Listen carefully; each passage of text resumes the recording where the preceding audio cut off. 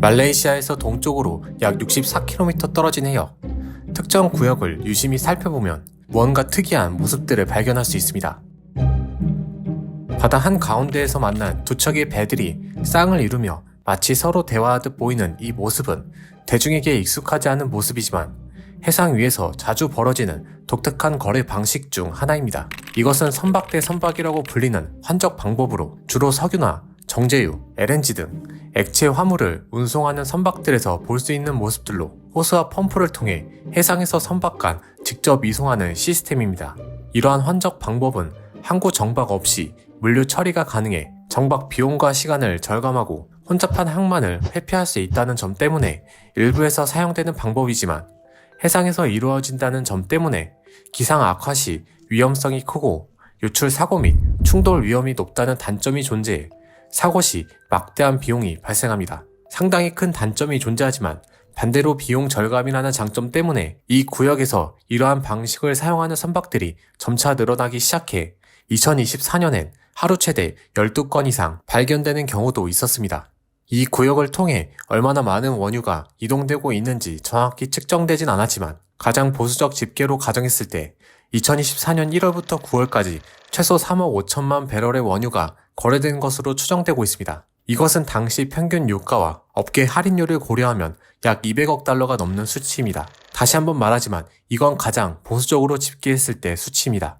이 구역에서 이러한 특이한 거래 방식이 유독 눈에 띄게 많이 발생하는 이유는 비교적 온화한 날씨를 유지한다는 점뿐만 아니라 이곳이 국제 해상 무역에서 가장 중요한 지점 중 하나이기 때문입니다. 이곳은 전 세계 선박의 약 20%가 통과하는 싱가포르 해협을 지나거나 해당 항로를 지나온 선박들이 거쳐가는 주요 경로입니다. 이 때문에 이곳은 선박들이 만나기 가장 좋은 중간 장소 중 하나입니다. 그러나 이러한 환적 방법은 단순히 비용적 측면의 장점만 존재하지 않았습니다. 카메룬, 코모로, 파나마 국적의 특정 선박들은 2023년부터 이 방식을 통해 이란산 원유를 적게는 수백만 배럴에서부터 많게는 수천만 배럴을 운송하는 것으로 밝혀졌습니다. 그러나 이것은 일부에 불과합니다. 실제로 이 지역을 통해 이란산 원유가 얼마나 통과되었는지 이란 외에는 아무도 알지 못합니다. 이 과정에서 이란산 원유가 말레이시아산 원유로 둔갑되기도 해 말레이시아는 자신이 생산하는 원유보다 더 많은 양을 수출하는 비상식적인 일도 발생합니다. 그리고 이렇게 둔갑된 말레이시아산 원유 상당수는 중국으로 향합니다. 그러나 환적된 원유는 중국으로만 향하지 않았습니다. 일본, 한국, 베트남, 필리핀 등 주요 아시아 국가 전체로 향합니다. 이들 국가들은 말레이시아산으로 불법 환적된 해당 원유가 이란산이라는 사실을 알 수도 있고 모를 수도 있습니다. 이러한 행위가 수년간 지속되어 왔음에도 말레이시아 정부는 이를 막지 못하고 있습니다. 미국 역시 말레이시아 정부에게 협력을 요청할 뿐 국가 단위의 압박이나 제재, 불만을 표시하지 못하고 있습니다. 과연 이것뿐일까요? 이것은 이란산 원유가 전 세계로 퍼진 이유 중 아주 극히 일부에 불과했습니다. 1979년 이란 왕정이 붕괴되고 새로운 종교 국가가 시작됩니다. 이 과정에서 기존 이란을 통치하고 있던 샤 국왕은 암 치료를 이유로 미국으로 향합니다. 하지만 이것은 이란의 새로운 혁명 정부 입장에서 우려스러운 모습이었습니다. 샤 국왕은 미국과 친밀한 관계를 이용해 자신의 통치를 정당화하는 주요 수단 중 하나로 활용해왔습니다. 이 때문에 새로운 이란의 혁명 세력들은 샤 국왕이 미국으로 향했다는 것은 곧 샤 국왕과 미국이 혁명 정부를 부정하고 기존 왕권 정부를 복권시키려는 시도로 간주했습니다. 그리고 이 모습을 지켜보던 이란의 혁명 세력들은 이란 테헤란에 위치한 미국 대사관을 습격해 이곳에 근무하고 있던 다수의 미국인들을 억류하는 상황으로 이어집니다. 이 사건으로 미국은 새로운 이란 혁명 정부에 대한 제재를 가하기 시작합니다. 이후 시기에 따라 형태와 강도는 달랐지만 이란이 중동 테러 단체를 지원한다는 이유로 또는 이란이 핵을 포함한 비대칭 전력을 개발하기 시작한다는 이유 등 다양한 원인들로 이란에 대한 미국의 제재가 지속적으로 이어집니다. 그리고 이란에 대한 제재는 미국에서 멈추지 않았습니다. 이란이 핵사찰을 거부하고 핵개발 및 탄도미사일 등 비대칭 전력을 본격적으로 개발하자 유엔과 EU는 이란을 제재하기 시작합니다. 수십 년간 누적된 다양한 형태의 제재는 이란 경제를 위기에 빠뜨리기 충분했습니다. 그리고 그 대상은 주로 이란에서 생산되는 원유에 집중되고 있었습니다. 이란은 석유라는 강력한 무기를 가지고 있습니다. 이란의 석유 매장량은 전 세계 3위를 차지하고 있어 전 세계 주요 산유국 중 하나로 손꼽히고 있습니다. 그러나 장기간 이어진 미국을 중심으로 하는 국제사회의 일관된 제재는 이란의 석유를 무력화시키기 충분했습니다. 원유 생산에 필요한 설비를 개발하거나 수입하기 어려워 시장에서 원하는 품질을 생산하기 힘들었을 뿐만 아니라 생산한 원유조차 국제사회의 각종 제재로 인해 제대로 된 판매처를 찾을 수 없었습니다. 이란과의 거래는 이란뿐만 아니라 거래한 상대 기업과 국가들에게도 피해로 돌아왔습니다. 국제사회의 일관적인 태도는 이란을 더욱 고립시켰습니다. 그러나 2010년대 이후 이러한 구조에 큰 변화가 일어나게 됩니다. 2015년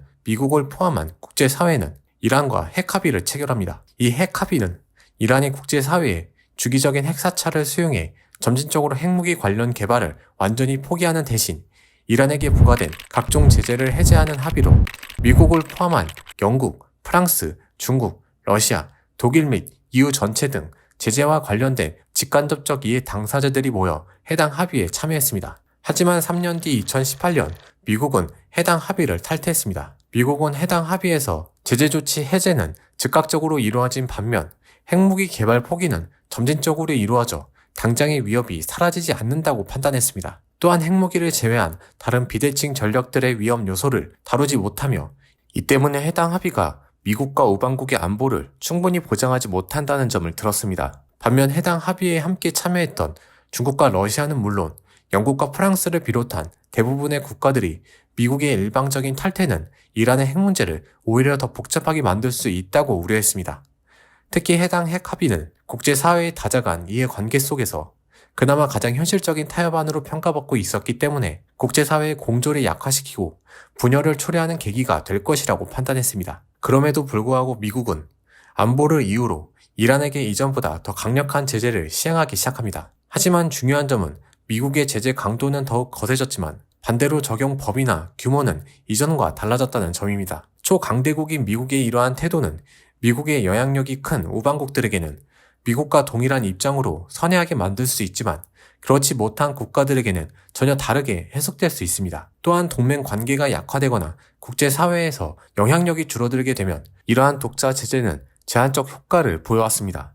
2010년대까지 미국과 유엔을 중심으로 하는 국제사회의 공조로 인해 이란산 석유는 시장에서 배제되어 저렴한 가격에도 불구하고 수입이 차단되는 경우가 많았습니다. 하지만 핵합의가 사실상 파기되면서 2020년대부터 본격화된 이란에 대한 국제사회의 분열은 미국과 다른 뜻을 갖고 있는 국가들 뿐만 아니라 중립적인 태도를 보인 국가들에게도 충분히 매력적인 선택지로 부상하기 시작합니다. 초강대국인 미국의 영향력은 강력하나 국제사회의 일부 국가들은 자국의 경제적 이익을 고려하여 장기간의 제재로 인해 가격이 낮아진 이란산 원유를 매력적인 선택지로 인식하고 비공식적인 경로를 통해 거래를 시도했습니다. 2020년 이라크계 영국인 사업가는 이란 남부에 위치한 카르크 섬에 대형 원유 수출 전용 항구를 이용해 이란에서 생산된 원유를 싣고 이라크 코르알, 주바이르 VS 오일 터미널로 이동시킵니다.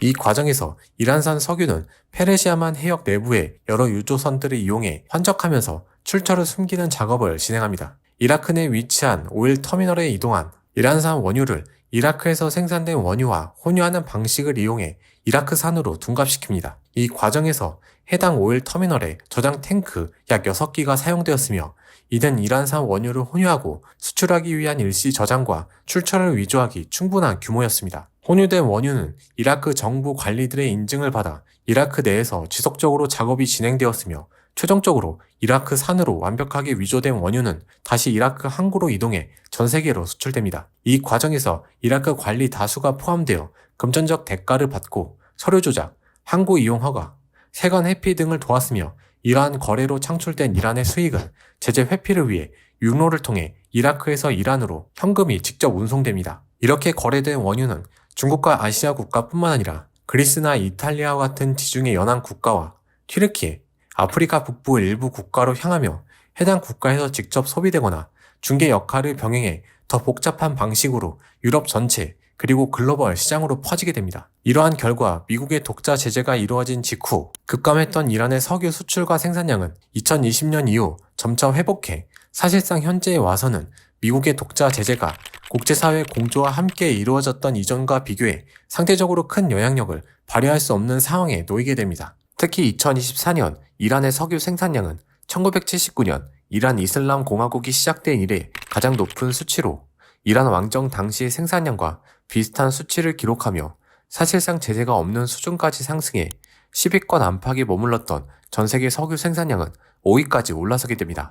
이 격차는 과거 국제사회와 공조에 제재하던 시기와 비교하면 노르웨이급 산유국이 새롭게 등장한 것과 맞먹는 수준입니다. 결국 중요한 것은 미국의 의견에 동조하는 우방국들과 동맹 네트워크를 통해 다자 공조가 필수적인 요소로 적용되어야 합니다. 미국은 초강대국으로 힘의 논리로 여전히 이란을 압박하고 어느 정도 효과가 나타나고 있지만 국제사회의 공조 유무는 그 효과에서 큰 차이가 발생합니다. 그러나 현재에 와서 이란에 대한 견해 차이는 미국과 경쟁하는 러시아, 중국뿐만 아니라 많은 곳에서 나타나기 시작합니다. 현재 이란산 석유의 환적이 벌어지는 주요 경로 중 한 곳인 말레이시아의 배타적 경제 수역은 2020년 이후 그 수가 폭발적으로 증가하고 있습니다. 2020년 해당 경로를 통과하는 전체 선박 중 이러한 거래를 한 선박은 단 5%에 불과했지만 2024년에는 그 수가 2배 이상 급증합니다. 해당 구역을 통과하는 10대 중 한 대는 이곳에서 선박 간 환적을 하기 위해 대기하는 선박들입니다. 그러나 이 모든 선박들이 불법 행위를 저지른다는 보장은 없습니다. 실제로 단속을 시행했을 때 합법적인 거래로 확인되는 횟수가 증가할수록 오히려 이란의 석유 제재에 대한 명분이 약화될 우려가 있습니다. 또한 이란산 원유를 운반하고 있다고 하더라도 서류 조작 등으로 얼마든지 제재를 회피할 수도 있습니다. 문제는 해당 구역이 말레이시아 배타적 경제 수역이지만 이는 단순히 해당 해역의 자원 개발의 권한이 말레이시아에게 속한다는 의미입니다. 해당 해상 지역에 대해 말레이시아가 해상 단속력이나 통제력을 펼치기 위해서는 상당한 제약이 있습니다.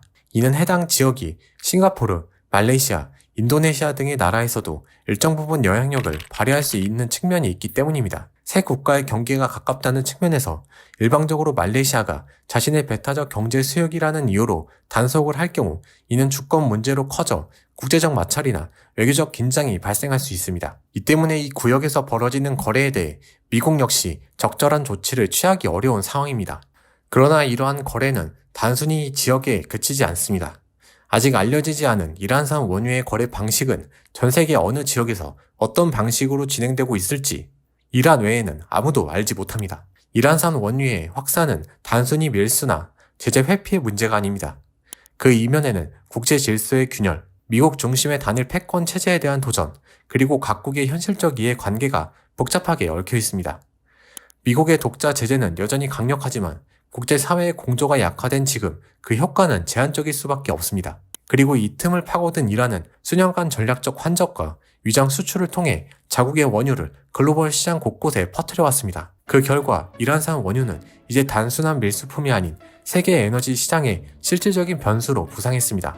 이제는 중국처럼 이를 무기 삼아 미국과의 경쟁에 나서는 국가도 있고 미국의 동맹 네트워크 내부에서조차 복잡한 유통 과정들로 이란산 원유임을 명확히 알지 못한 채 거래되며 단 5년 만에 전 세계 원유 생산국 5위를 차지해 글로벌 에너지 시장의 판도를 흔들고 있습니다. 이는 강력한 제재조차 각국의 이해 관계와 국제 공조의 한계 앞에서 얼마나 취약해질 수 있는지를 명백히 보여주는 사례가 되고 있습니다.